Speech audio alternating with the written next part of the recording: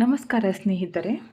ಇವತ್ತು ನಾನು ಹಳೆಯ ಬಟ್ಟೆಗಳನ್ನು ಬಿಸಾಡೋ ಬದಲು ನಮಗೆ ಯೂಸ್ ಆಗುವಂತಹ ಅಂದರೆ ಮನೆಗೆ ಯೂಸ್ ಆಗುವಂತಹ ವಸ್ತುಗಳನ್ನು ಯಾವ ಥರ ಮಾಡೋದಂತ ತೋರಿಸ್ತಾ ಇದ್ದೀನಿ. ವಿಡಿಯೋನ ಸ್ಕಿಪ್ ಮಾಡದೆ ಕೊನೆವರೆಗೂ ನೋಡಿ.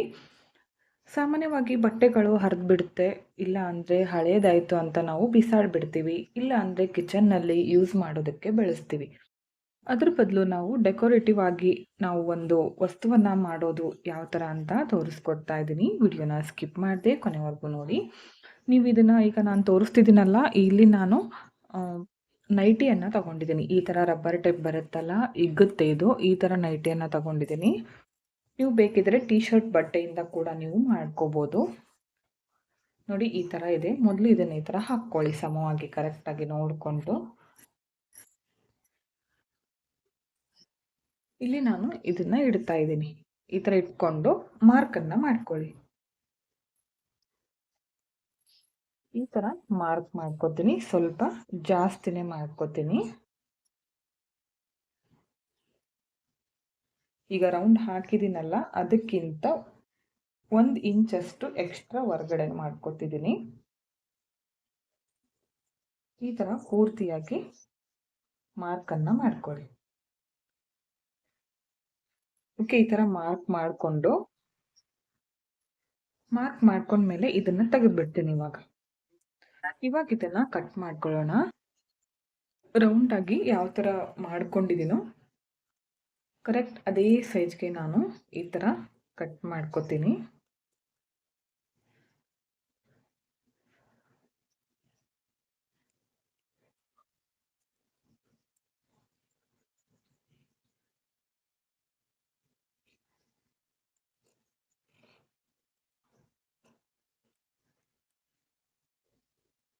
ಪೂರ್ತಿಯಾಗಿ ರೌಂಡ್ ಕಟ್ ಮಾಡ್ಕೊಳ್ಳಿ.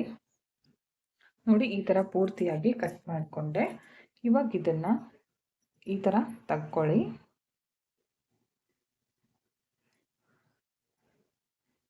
ಇದನ್ನು ಇವಾಗ ಈ ಕಡೆ ಸೀದಾ ಕಡೆ ಇರೋದು ಈ ಕಡೆ ಮಾಡ್ಕೊಳ್ಳಿ. ಒಂದು ಸೈಡು ಉಲ್ಟಾ ಈ ಥರ ಇಟ್ಕೊಳ್ಳಿ, ಒಂದರ ಮೇಲೊಂದು. ನೋಡಿ, ಈ ಥರ 2 ಸೈಡು ಉಲ್ಟಾ ಬರಬೇಕು, ಆ ಥರ ಇಟ್ಕೊಳ್ಳಿ. ಇವಾಗ ನಾನು ದಾರವನ್ನು ಪೋಣಿಸ್ಕೊಂಡಿದ್ದೀನಿ ಒಂದು ನೀಡಲ್ಗೆ. ಸೇಮ್ ಕಲರ್ ಆದರೂ ತಗೊಳ್ಳಿ, ಇಲ್ಲ ಅಂದರೆ ಚೇಂಜ್ ಇದ್ರೂ ನಡೆಯುತ್ತೆ. ಕಾಟನ್ ದಾರ ಒಂದು 8 ಎಳೆ ಪೋಣಿಸ್ಕೊಂಡಿದ್ದೀನಿ. ಇಲ್ಲ ಅಂದರೆ ದಪ್ಪವಾಗಿರುವಂತಹ ದಾರ ಇರುತ್ತಲ್ಲ, ಅದರಿಂದ ಕೂಡ ನೀವು ಸ್ಟಿಚ್ ಮಾಡ್ಬೋದು. ನಾನಿಲ್ಲಿ ಯಾವ ಥರ ತೋರಿಸ್ತೀನೋ ಅದೇ ಥರ ಸ್ಟಿಚ್ ಮಾಡ್ತಾ ಬನ್ನಿ.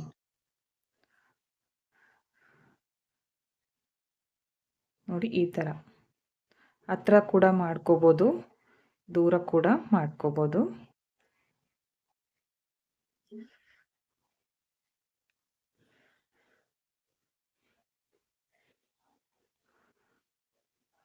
ನೋಡಿ, ಈ ಥರ. ಮತ್ತೆ ಇವಾಗ ಕಂಟಿನ್ಯೂ ಮಾಡ್ತಾ ಹೋಗಿ ಇದೇ ಥರ. ನಾನಿಲ್ಲಿ ಯಾವ ಥರ ತೋರಿಸ್ತಿದ್ದೀನೋ ಅದೇ ಥರ ಸ್ಟಿಚ್ ಮಾಡ್ಕೊಳ್ಳಿ. ತುಂಬ ಸಿಂಪಲ್ ಆಗಿದೆ, ಒಂದು 5 ನಿಮಿಷದಲ್ಲಿ ಮಾಡ್ಕೋಬೋದು. ನಾನು ವಿಡಿಯೋಗೋಸ್ಕರ ನಿಧಾನಕ್ಕೆ ತೋರಿಸ್ತಾ ಇದ್ದೀನಿ, ಇನ್ನೂ ಫಾಸ್ಟಾಗಿ ಇದನ್ನು ಮಾಡ್ಕೋಬೋದು.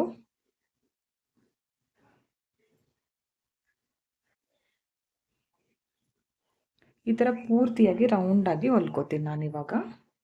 ಫುಲ್ಲಿ ಎಡ್ಜಸ್ ಇದೆಯಲ್ಲ, ಎಲ್ಲನೂ ಹೊಲ್ಕೊಂಡ್ಮೇಲೆ ನೆಕ್ಸ್ಟ್ ಏನು ಮಾಡೋದಂತ ತೋರಿಸ್ತೀನಿ. ಒಂದು ಇಷ್ಟು ಗ್ಯಾಪ್ ಬಿಟ್ಕೊಂಡು ಪೂರ್ತಿಯಾಗಿ ಹೊಲ್ಕೊಂಡಿದ್ದೀನಿ. ಇವಾಗ ಇಲ್ಲಿಗೆ ಇದನ್ನು ಕಟ್ ಮಾಡ್ಕೊಳ್ಳೋಣ. ದಾರವನ್ನು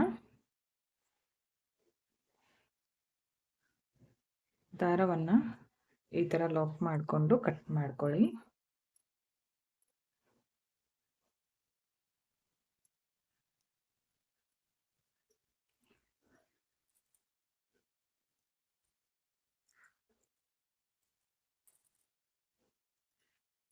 ಇವಾಗ ಇದನ್ನು ಮತ್ತೆ ಇವಾಗ ಈ ಥರ ತಿರುಗಿಸ್ಕೋಬೇಕು. ಸ್ವಲ್ಪ ಬಿಟ್ಕೊಂಡಿರ್ತೀವಲ್ಲ, ಅಲ್ಲಿಂದ ಈ ಥರ ತಿರುಗಿಸ್ಕೊಳ್ಳಿ. ನೋಡಿ, ಈ ಥರ ಬರುತ್ತೆ. ಇವಾಗ ನೆಕ್ಸ್ಟ್ ಏನು ಮಾಡಬೇಕಂದ್ರೆ, ನೋಡಿ, ಇದೇ ಬಟ್ಟೆ ಸ್ಮೂತ್ ಆಗಿರುತ್ತಲ್ಲ, ಇದನ್ನು ವೇಸ್ಟ್ ಮಾಡೋ ಬದಲು ನಾವು ಚೆನ್ನಾಗಿ ಈ ಥರ ಫೋಲ್ಡ್ ಮಾಡಿಕೊಂಡು ಇದ್ರ ಒಳಗಡೆನೆ ಹಾಕಿಬಿಡೋಣ. ಈ ಥರ ಇಲ್ಲಿ ಗ್ಯಾಪ್ ಬಿಟ್ಕೊಂಡಿರ್ತೀವಲ್ಲ, ಇದರಿಂದ ಬಟ್ಟೆಯನ್ನು ಇದರ ಒಳಗಡೆ ಹಾಕಬೇಕು. ಈ ಥರ ಸ್ವಲ್ಪ ಆದಷ್ಟು ಸ್ಮೂತ್ ಆಗಿರುವಂತಹ ಬಟ್ಟೆಯನ್ನು ಹಾಕಿ ನೋಡಿ. ಈ ಥರ ಇದು ಕೂಡ ಇದೇ ಬಟ್ಟೆನೇ, ಪ್ಯಾಂಟ್ ಬಟ್ಟೆ ಇದು. ಇದು ಒಂದು ಸ್ವಲ್ಪ ದಪ್ಪ ಉಬ್ಬಿ ಬರೋವರೆಗೂ, ತಲೆದಿಂಬು ಬರುತ್ತಲ್ಲ ಆ ಥರ ಉಬ್ಬಿ ಬರೋವರೆಗೂ, ಇಲ್ಲ ಅಂದರೆ ಸೋಫಾ ಮೇಲೆ ಇಡ್ತೀವಲ್ಲ ಈ ಥರ ದಪ್ಪವಾದಂತಹ ಲೋಡು, ಆ ಥರ ಕೂಡ ಮಾಡ್ಕೋಬೋದು. ಈ ಥರ ಸ್ಮೂತ್ ಆಗಿರುವಂತಹ ಬಟ್ಟೆಯನ್ನು ಇದ್ರ ಒಳಗಡೆ ಹಾಕ್ಬಿಡ್ತೀನಿ ನೋಡಿ. ಇವನ್ನ ನಾವು ವೇಸ್ಟ್ ಅಂತ ಬಿಸಾಡೋ ಬದಲು ಈ ಥರ ನಾವು ಮಾಡ್ಕೋಬೋದು. ನೋಡಿ, ಎಲ್ಲ ಬಟ್ಟೆಯನ್ನು ಈ ಥರ ಹಾಕ್ಕೊಂಡಿದ್ದೀನಿ, ನೋಡ್ತಾ ಇರ್ಬೋದು ಈ ಥರ ಬಂದಿದೆ. ಇವಾಗ ಇದನ್ನು ಇಲ್ಲಿ ಎಕ್ಸ್ಟ್ರಾ ಬಿಟ್ಕೊಂಡಿರ್ತೀವಲ್ಲ, ಇದನ್ನು ನೋಡಿ ನಾನೀಗ ತೋರಿಸ್ತಿದ್ದೀನಲ್ಲ, ಈ ಥರ ಫೋಲ್ಡ್ ಮಾಡ್ಕೊಳ್ಳಿ. ಈ ಥರ ಸ್ವಲ್ಪ ಈ ಥರ ಫೋಲ್ಡ್ ಮಾಡಿಕೊಂಡು, ಇದು ಹೊರಗಡೆ ಸೈಡ್ ಕಾಣೋದ್ರಿಂದ ಸೇಮ್ ಕಲರ್ ದಾರವನ್ನು ತಗೊಂಡು ಸ್ಟಿಚ್ ಮಾಡ್ಕೊಳ್ಳಿ. ಈ ಥರ ಫೋಲ್ಡ್ ಮಾಡಿ ಇಟ್ಕೊಂಡಿದ್ನಲ್ಲ, ಇಲ್ಲಿಂದ ಸ್ಟಿಚ್ ಮಾಡ್ಕೋತೀನಿ. ಈ ಥರ ಬೇಕಿದ್ರೆ ನೀವು ಇದನ್ನು ಮಷಿನಿಂದ ಕೂಡ ಮಾಡ್ಕೋಬೋದು. ಮಷಿನ್ ಇಲ್ಲ ಅಂದರೆ ಈ ಥರ ಕೈಯಿಂದ ಮಾಡ್ಕೊಳ್ಳಿ. ಸ್ಟಾರ್ಟಿಂಗ್ ಈಗ ರೌಂಡಾಗಿ ಸ್ಟಿಚ್ ಮಾಡಿದ್ನಲ್ಲ ಕೈಯಿಂದ, ಅದನ್ನು ಕೂಡ ನೀವು ಮಷಿನಿಂದನೇ ಮಾಡ್ಕೋಬೋದು. ಮಷಿನಿಂದ ಹಾಕಿದರೆ ಸೈಡ್ ಕೂಡ ಎಕ್ಸ್ಟ್ರಾ ಬರೋದಿಲ್ಲ, ನೀಟಾಗಿ ಬರುತ್ತೆ. ಮಷಿನ್ ಇದ್ದರೆ ಮಷಿನಿಂದನೇ ಮಾಡ್ಕೊಳ್ಳಿ. ಈಗ ಎಷ್ಟು ಗ್ಯಾಪ್ ಬಿಟ್ಕೊಂಡಿದ್ನೋ ಅಷ್ಟು ಗ್ಯಾಪ್ ಸ್ಟಿಚ್ ಮಾಡ್ಕೋತೀನಿ ನೋಡಿ. ಇದನ್ನು ಪೂರ್ತಿಯಾಗಿ ಈ ಥರ ಸ್ಟಿಚ್ ಮಾಡಿಕೊಂಡೆ. ಇವಾಗ ಥ್ರೆಡ್ಡನ್ನು ಕಟ್ ಮಾಡ್ಕೊಳ್ಳೋಣ. ಇದನ್ನ ಇವಾಗ ಕಟ್ ಮಾಡ್ಕೋತೀನಿ. ಇದನ್ನ ಇವಾಗ ನೋಡಿ, ಇವಾಗ ಇದು ಈ ಥರ ಬಂತು ಕರೆಕ್ಟಾಗಿ, ನೋಡ್ತಾ ಇರ್ಬೋದು. ಇವಾಗ ಫಸ್ಟ್ ಒಂದು ಪುಣ್ಸ್ಕೊಂಡಿದ್ನಲ್ಲ, ಅದೇ ದಾರ ತಗೊಂಡಿದ್ದೀನಿ. ಬೇಕಿದ್ರೆ ನೀವು ಉಲ್ಲನಿಂದ ಕೂಡ ಮಾಡ್ಕೋಬೋದು, ಚೆನ್ನಾಗಿ ಬರುತ್ತೆ.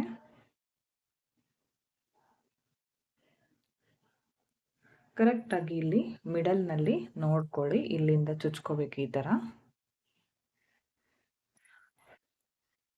ನೋಡಿ, ಕರೆಕ್ಟಾಗಿ ಈ ಥರ ಮಿಡಲ್ನಲ್ಲಿ ಸೂಜಿಯನ್ನು ತರಬೇಕು.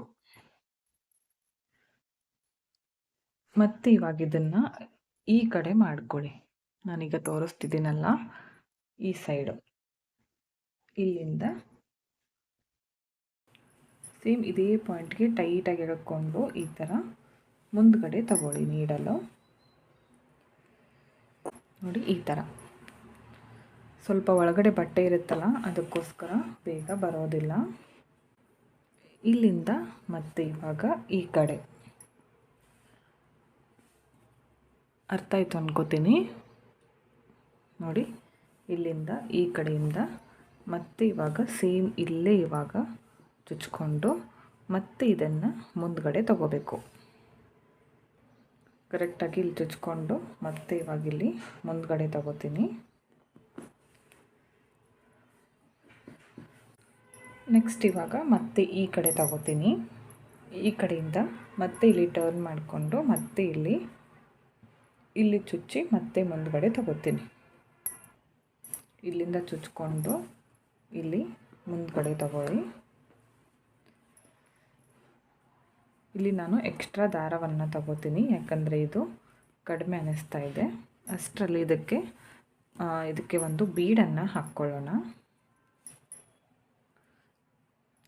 ಈ ಥರ ಒಂದು ಬೀಡ್ ತಗೊಂಡಿದ್ದೀನಿ. ಮಧ್ಯದಲ್ಲಿ ಈ ಥರ ಹಾಕ್ಕೊಂಡು ಸ್ಟಿಚ್ ಮಾಡ್ಕೊಳ್ಳಿ. ಬೇಕಿದ್ರೆ ಇಲ್ಲಿಂದನೇ ಕೆಳಗಡೆ ಕೂಡ ತಗೊಂಡು ಹೋಗ್ಬೋದು. ಇಲ್ಲಿ ಚುಚ್ಕೊಂಡು ಇಲ್ಲಿ ತಗೊಂಡು ಬಂದು ಇಲ್ಲಿ ಗಂಟನ್ನು ಹಾಕ್ತೀನಿ.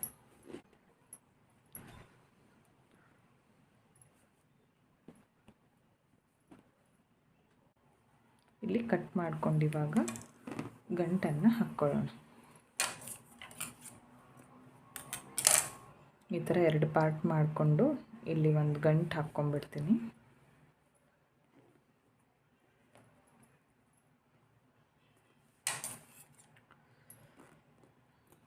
ಇನ್ನೊಂದು ಸ್ವಲ್ಪ ದಾರವನ್ನು ಪೋಣಿಸ್ಕೊಂಡು ಮತ್ತೆ ಈ ಥರ ಮುಂದ್ಗಡೆಯಿಂದ ಚಿಕ್ಕ ಸೂಜಿ ತೊಗೊಂಡಿದ್ದೀನಿ. ಅದು ದಪ್ಪ ಇತ್ತಲ್ಲ, ಬೇಗ ಬರಲಿಲ್ಲ, ಅದಕ್ಕೋಸ್ಕರ ಚೂಪಾಗಿರುವಂತಹ ಚಿಕ್ಕ ಸೂಜಿಗೆ ನಾನು ಪೋಣಿಸ್ಕೊಂಡು ಹಾಕ್ತಾ ಇದ್ದೀನಿ ಕರೆಕ್ಟಾಗಿ. ಮತ್ತು ಇಲ್ಲಿಂದ ಈ ಬೀಡ್ ಒಳಗಡೆ ಒಂದು ಸಲ ಹಾಕ್ಕೊಂಡ್ಬಿಡ್ತೀನಿ ನೋಡಿ. ಇಲ್ಲಿ ಬೀಡ್ ಹೂಲಿರುತ್ತಲ್ಲ, ಬೀಡ್ ಒಳಗಡೆ ಹಾಕ್ಕೊಂಡು ಮತ್ತೆ ಇಲ್ಲೂ ಕೂಡ ಈ ಥರ ಟೈಟಾಗಿ ಇಟ್ಕೊಂಡು ಈ ಸೈಡಿಂದ ಮುಂದ್ಗಡೆ ತಗೋಬೇಕು ಕರೆಕ್ಟಾಗಿ. ಮಧ್ಯದಲ್ಲಿ ಇಲ್ಲಿ ತಗೊಳ್ಳಿ ಕರೆಕ್ಟಾಗಿ.